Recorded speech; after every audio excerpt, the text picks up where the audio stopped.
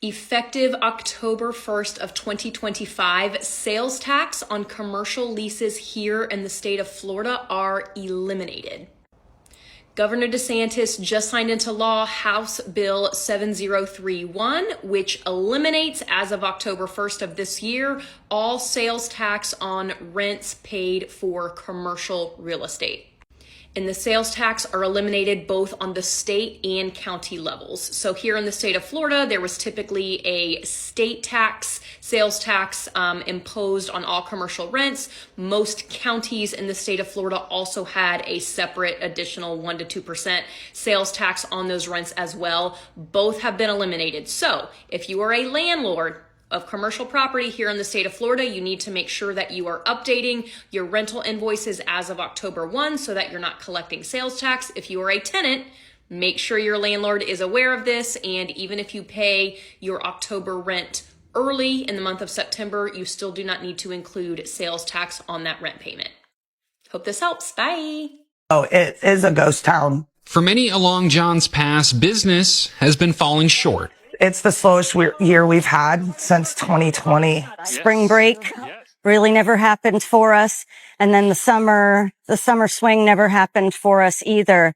The kids locally just went back to school, I guess this past week. And now it is just dead. So if it's the hurricane, the economy, a mix of the two, but we've definitely been, everybody around here that I spoke to has been down about 30% this year. No, it's not the hurricane season. No, it's not the weather. No, it's not any of these things. It is truly due to the impact of Trump's decisions within this country right now.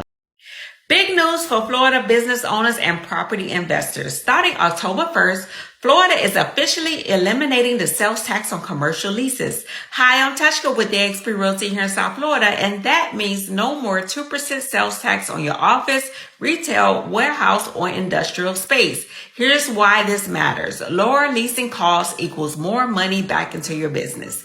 Think bigger paychecks for employees, reinvesting in growth, or upgrading your space without that extra tax burden. But keep in mind, this repeal doesn't apply to things like Airbnbs, parking garages, storage units, or equipment rentals. And yes, if you're paying September's rent late, in October, that tax bill is still due. Bottom line, this is a win for Florida's economy, landlords and tenants alike.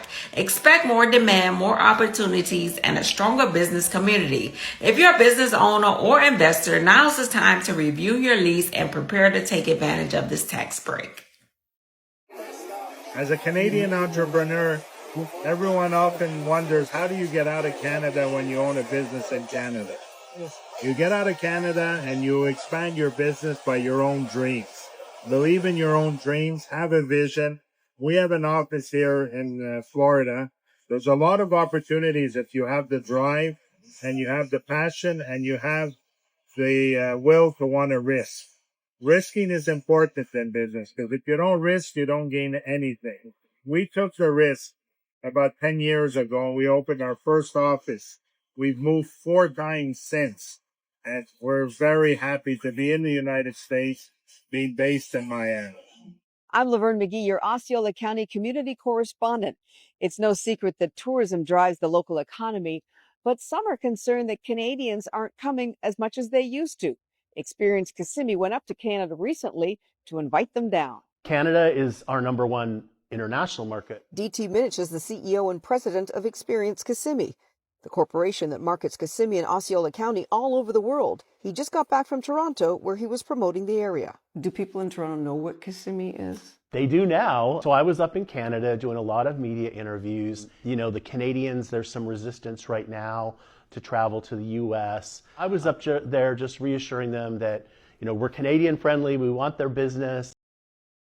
Come along with me for a content day headed to Fort Myers, Florida. We're going to Encore Echo, which is a new property, and I cannot wait to see. I've heard nothing but great things. Excited to see what all they have as far as amenities to offer. Let's go. We have arrived, and first things first, we're going to head into the clubhouse, which will meet with the property manager and the staff, get a list of their best price 1, 2, and 3 bedroom. Go to the model, so we'll make sure we have all the keys for the model apartments. Head back down to the clubhouse and film the rest of the amenities. And that's pretty much our to-do list for today.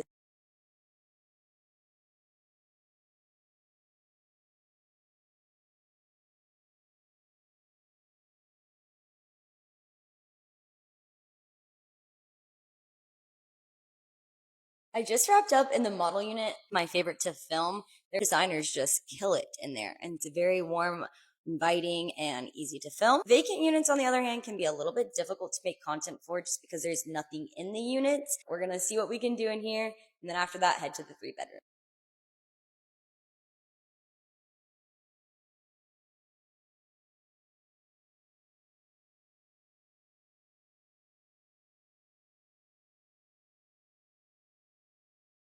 We are now in the 3-bedroom, 2-bathroom. This is the largest floor plan of them all and usually takes me longer than the other floor plans because it's much bigger. So let's jump right into it, and then we're headed to the studio.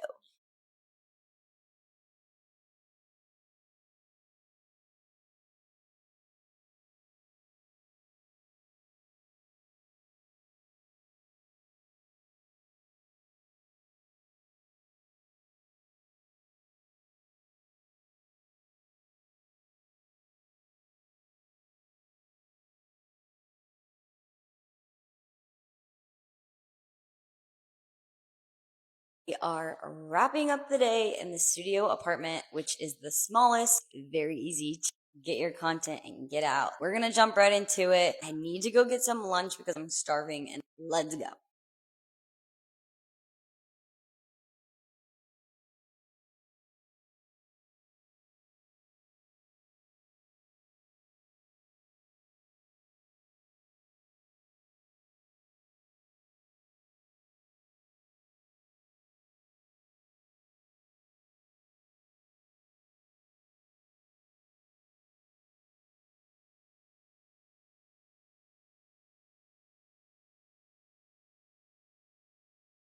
Well, that's a wrap for the day. It's going to take like an hour to get back with traffic and skate corals. I hope you guys enjoyed the video, and we'll see you next time. This has been one of the hardest weeks of my life, my adult life anyway, emotionally. So I've been in business for 13 years. Same name, same spot, 13 years. I was in the area, in the same spot, in the same area when it was only like maybe 3 or 4 businesses there. It was me. I had a neighbor, and it was somebody across the street. And the building across from us looked like they were trying to rent it out, but it was kind of like not abandoned, but nobody was renting it yet. So it was just a lot. It was a lot of space. So the neighborhood started building up really fast. Now my neighbor, I had a Russian neighbor when I first moved in, and he was very hard on me. He was very hard on me. He was very racist. It was a hard time when I first opened up, and it's crazy because he had no reason like to be that way with me because you didn't know me. I just got there. He was rude from day one. Like, what else? Don't come in the house, but so he ended up coming back in the area, and when he saw me still there, he was like, "Oh, you're still here?" And I said, "Yeah." And he was talking about the landlord, and he was like, "Yeah, she's really cool." I said, "She is. She has her, everybody has their ways, but she's a angel forever to me. I don't care what you tell me about her." But anyway, so he came back, and he was just trying to, I guess, small talk, but he ended up wanting to rent from her again because he wanted to come back, and he apologized. He said, "I'm sorry for the way I acted. It was, I don't know where it came from, but I'm telling you, I let God fight all my battles. But this week has been so trying that it's got me so impatient that I can't even wait on God. I can't even wait on God to fight this battle for me. Like I know God never stops, but my heart is so heavy because the amount of racism and hate that have to go into a person that you don't even know. Like, we're all neighbors. All we trying to do is work and make some money. So I'm gonna get to the point or whatever. So, but I wanted to go through some history because this isn't the first time that I've experienced racism in this neighborhood. It was another business next to me. Somebody broke into his business, right? The son knew who broke into it, but I guess he didn't share with his dad. It was something going on, something shady, and the son knew every detail. But instead of him telling his dad, he let his dad run around with a chicken with his head cut off. So the dad came into my shop because they've been over there for a while too, because I think they in fact own that space. So the dad came in. Now these people are not white. I think they're from overseas. I'm not going to even say, but they not white. And he told me, he said, "One of your people broke into my shop. I got it on camera." And I said, "Oh my God," I was devastated. I said, "Who broke into your shop?" And he pointed at the hairstylist, which was a male hairstylist at the time. He was a gay male hairstylist, very full of life, God, I miss him so much. But because he was just a light to be around. But he pointed at him, and I said, okay, well, we're gonna take this outside. And I told him, I said, I thought we were walking for him to show me the video. So I get over there and I'm like, okay, you're not gonna show me the video. And he was like, no. And I said, well, I feel like you should call the police. If you feel like someone in my business broke into your shop and you got it on camera, call the police. I was behind him 100%. Like, I understand. Like, I don't know what that was, but what he said is what let me know what made him feel like it was us. He said, I've been nice to you people. I said, you people, what are you talking about? Because, sir, we look like the same type of people. But anyway, he was like, I said, oh, you people. Okay, well, sir, I'm going to ask that you call the police. Call the police and file a report. And when they get here, I will speak on your behalf when you show me that video. So that was that. That was probably like maybe 7 or 8 years ago. It was a long time ago. I haven't had anything, I have. It's been a lot, but I don't like going through it, but it's all because of what I look like. Because I'm a Black business owner in that area, and I'm the only one, the only active one. And I really cannot give you a solid answer, but recently it's came to a head and it has been hard to swallow. Very hard to swallow. And I'm going to keep pausing this camera because I don't want to get overly emotional, because I'm not the one to cry on camera or get overly emotional. But this was hard for me. So there was a note put on my car because we all share parking. Let me get to that. We all share parking in the area, except for the people that are across from me. They have the luxury of having a big parking lot in the back. They can park at will. It's gated. Like it's I mean, he's got a good spot over there. And I've talked to the landlord one time because he was saying that the parking in the back, and he mentioned something about one of the businesses, and he was like, yeah, they just take up all the parking. I said, well, he really don't have much of a choice because we don't have nowhere else to park. Like if there was, and then what make it so bad, the person he was talking about is so graceful. He make all his employees park like a block over. All of his employees walk like a block over to work, and they are all so graceful. Like I don't know what else he can do besides tear half of his building down and make it a parking lot. Like I really don't get it, but he's not white either. Anyway, but he's not Black. So basically, recently, I've been getting notes put on my car. The last note that was put on my car, and if I can leave a little space in here, I'll leave it in here so you can read it and let me know. It said, "Can you kindly park da da da da da?" But it was a very passive aggressive note. So I gave it to the landlord, and I was like, hey, da da da. I do your tenants know that this is all public parking? Like this is not something that they can demand people to do. They can't demand clients, workers, nobody. It's public parking. It's owned by the city, and the city don't care because they took all of our parking. Like they took part of our parking lot and made it these weird medians or whatever. I don't know why they did it, but we're suffering from it.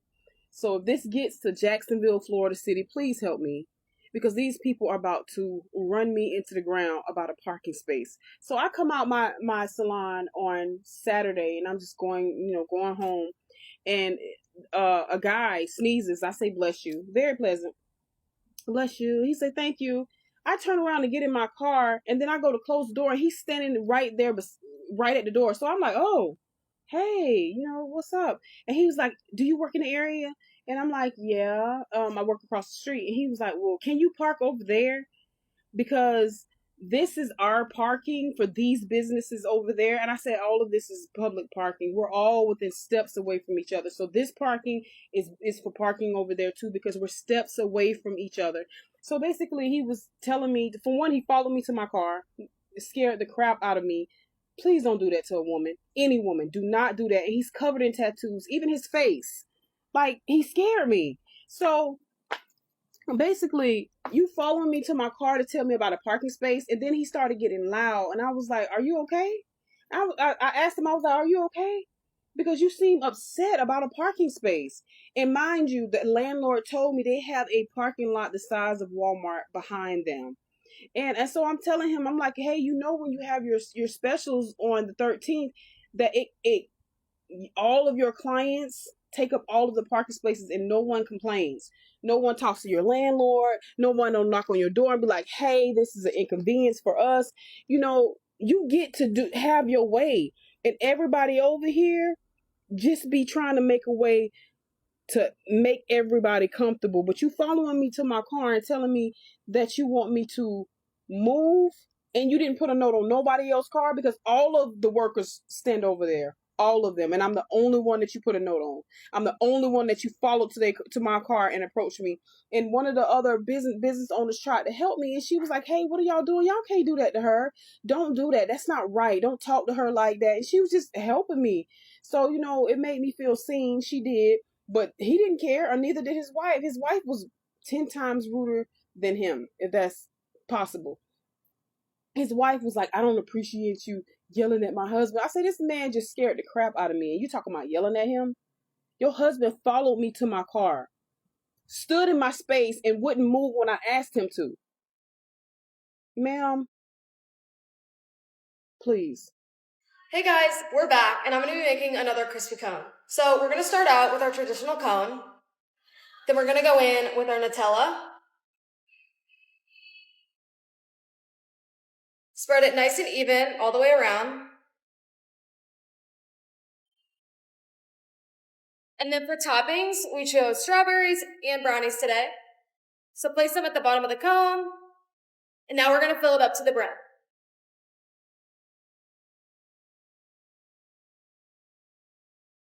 Chocolate ice cream, more strawberries, more brownies, and now it's time to swirl.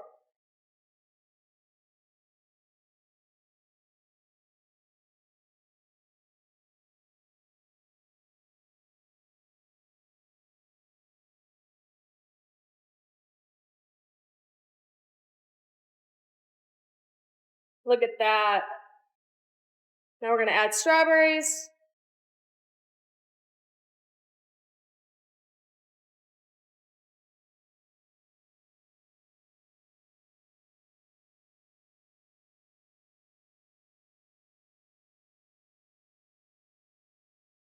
And brownies.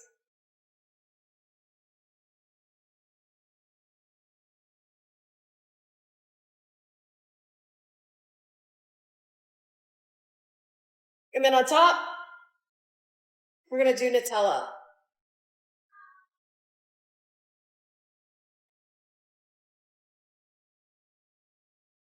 Looks delicious.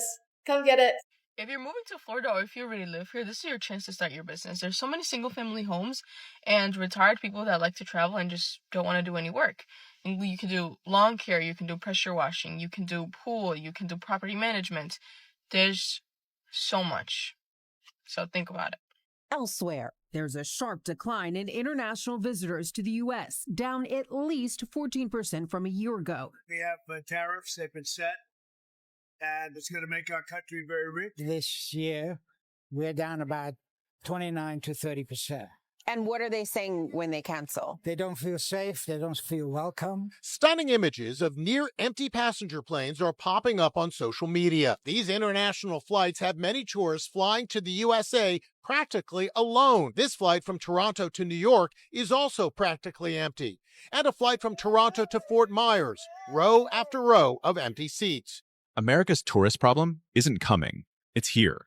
And the world is responding with its wallets.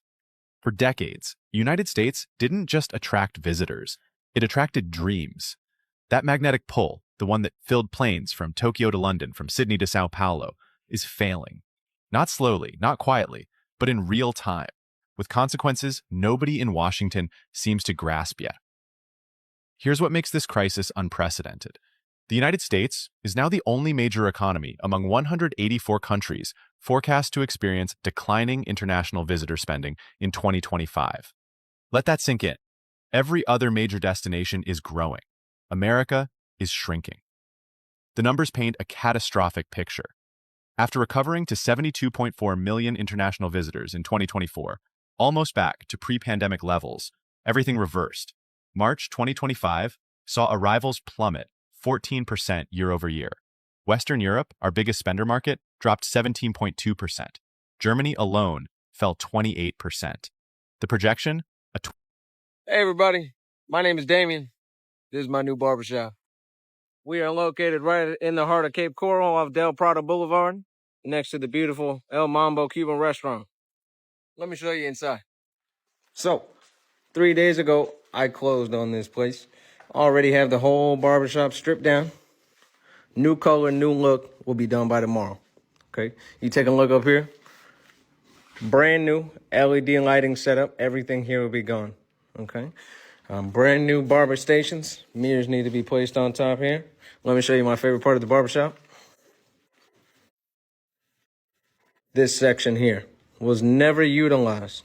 I will not utilize it. It will be fully customer oriented. You will have mini fridge here, complimentary espresso station here, warm towel service here, and in the future, complimentary beer here.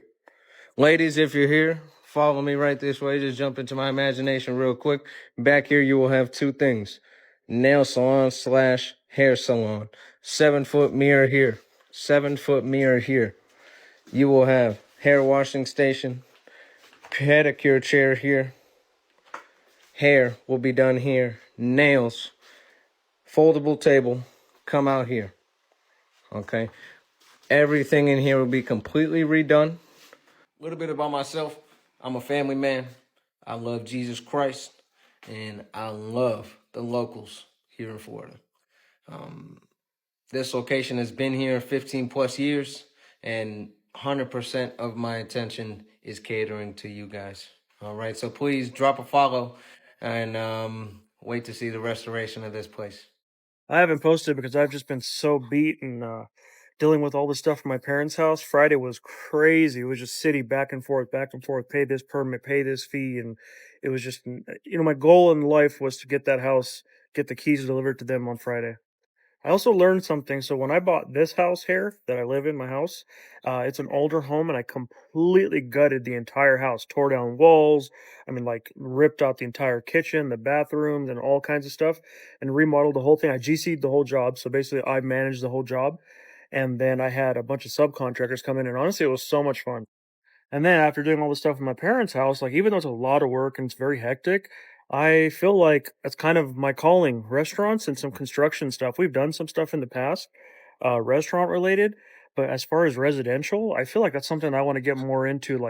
Not just buying shit. I'm talking about actually fix and flip and backyards and things like that. I actually really enjoy it, especially if with all the succulents. It's a little dirty right now, but all the succulents and stuff that my wife has, and kind of as a nerd, kind of getting into it too. So maybe that's a new venture. Always figure out ways to make money, and especially if I love it, that makes even more sense. You know what's worse than failing? Never getting started because no one told you how to get funded. That's where I come in. My name is Sterling Birdsong. I'm a nationwide SBA lender, and I literally help people close on SBA loans every single day. I recently closed an acquisition for a gentleman who moved to Florida from Alaska and bought a $2 million pool repair company, and he did it with very little money down, less than 10% down out of his own pocket. Real story, real closing, real success. This is what we do every single day. If you're somebody who's interested in potentially getting an SBA loan to acquire a business, go ahead and comment SBA below, and we'll get started on your loan request today. Friendly reminder for all the Florida business owners out there, or for people who are doing business in Florida and are registered to do business in Florida, the deadline for annual reports is May 1st. So we are quickly approaching this deadline, which is why I wanted to put this video out there. What this means is if you don't go to the Division of Corporations website or Sunbiz and file your annual report, whether you have an LLC or a corporation, if you don't do this, file the annual report by May 1st, the state will assess a $400 penalty fee. So I see this all the time where people forget that they have to do the annual report, or they aren't receiving emails about the annual report, or they got the emails and they ignored it. So basically, most of the time, registered agents, all of the time they should be, but I know sometimes they don't always go through. Most of the time, registered agents should be receiving emails regarding annual reports. This is something that's done in the state every year in order to keep your business active within the state. And you definitely want to keep your business active. One, if it owns real property, 100%. You do not want to let your LLC or corporation or other business dissolve or become inactive if it owns real property. If you are operating out of this business, you're actually utilizing this business. If you're selling anything from the business, if the business has assets, basically, if you are using the business at all, and especially if you plan on continue using it, it is essential that you file your annual report. That's what keeps the LLC active in the state. If you don't file the annual report, or you file it late, first you get hit with a penalty fee. But then if you let several more months go by, then what happens is the state can go in and do what's called administratively dissolve your business, your LLC or corporation. So your business can actually be dissolved involuntarily by the state if you let time pass even beyond, months beyond this May date. I believe it's like sometime in September or something, they'll go in and they can actually start dissolving corporations and LLCs that haven't filed this annual report. So I've seen this be disastrous in all sorts of ways. I mentioned before real property. I have seen property that is owned by an LLC or a corporation be owned by one that is inactive. It's not always the end of the world, but it does require additional paperwork, additional fees, additional legal work. So really, the easiest thing to do is if you are utilizing your LLC, meaning if it owns anything at all, if it has any assets or you're doing any kind of business out of it, renew it, because the renewal fees are way less. It's $138.75 for an LLC. I believe it's $150 for a corporation. But those annual fees are way less than either paying the $400 penalty fee or needing to pay exorbitant legal fees down the road when you try to sell a business that's been inactive for years, or you're trying to sort out property that's owned by an inactive LLC or corporation. So save yourself the headache. If you own a business in Florida and you have not yet filed your annual report, do this tonight. Go online. You can even Google file annual report Sunbiz or file annual report Florida, and it'll take you right to the page where you click on the link and you can file your report. You can update information if you need to, make changes, which is also nice, but it's just very, very, very vital that you get this done by May 1st. If you have any questions about how to file an annual report, or if you need some assistance and you're in Florida, don't hesitate to reach out to our office or at Cause Law Office, the non-stuffy attorneys. We can definitely help, and the link is in my bio. Thank you for watching Great Minds Blacks.